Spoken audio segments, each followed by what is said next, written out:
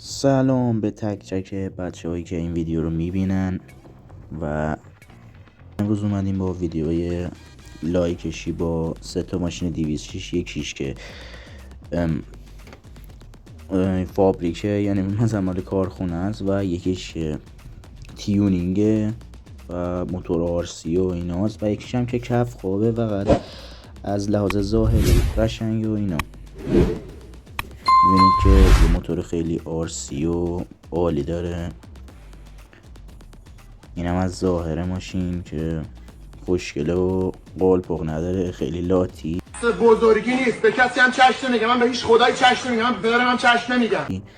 و اینم از ماشینی که فقط از لحاظ ظاهری خوبه. بریم برای ویدیو.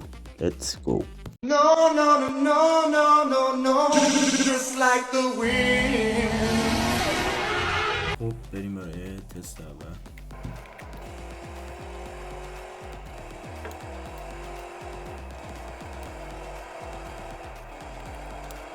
خیلی آروم میره.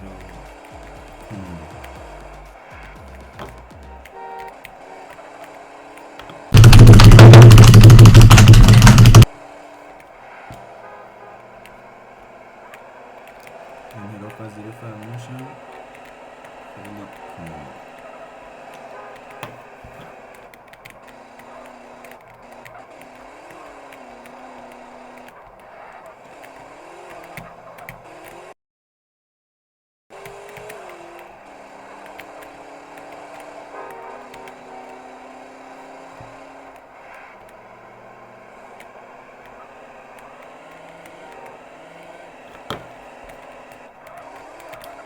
چرا اصلا اینجوریه؟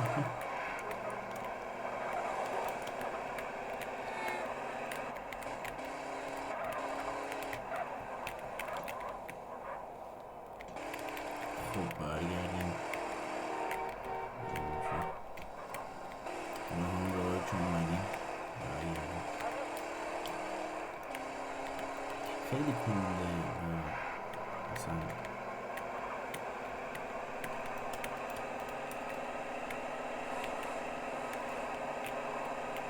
یه 2 تا پیچ باش دارم چرت میکنم. کی به تو گواهی نامه داده؟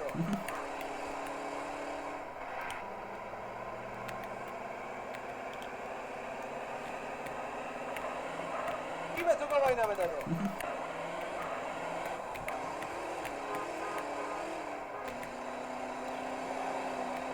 خب بریم برای ماشین دوم.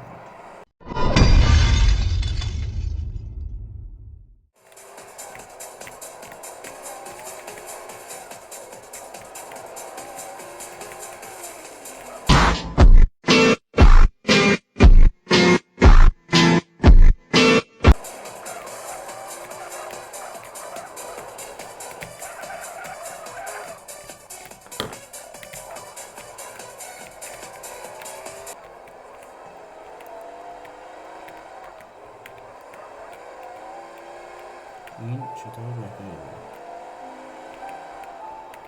خیلی کلاشی‌تر باشه.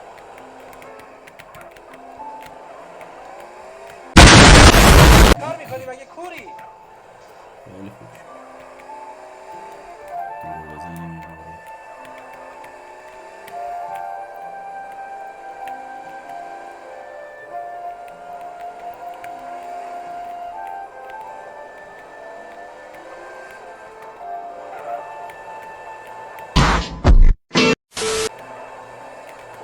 تصادف شده دیدی؟ اولی خیلی میریزه.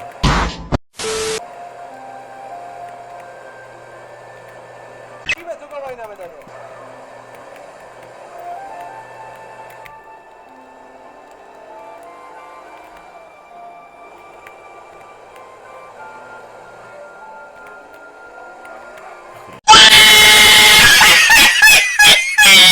شکر خوب.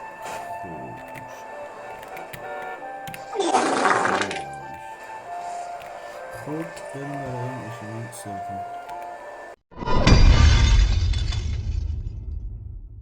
خب اینم از ماشین سوم که این کف‌ها و ماشینی نیست که لایکش مناسب باشه مثلا، ولی خب طراحی خیلی قشنگی داره، جلوش عقبش. ماشینم و اصلا میدونی که لوت نمیشه زمین حالت باگ نمیده. اولاق جون ماشینم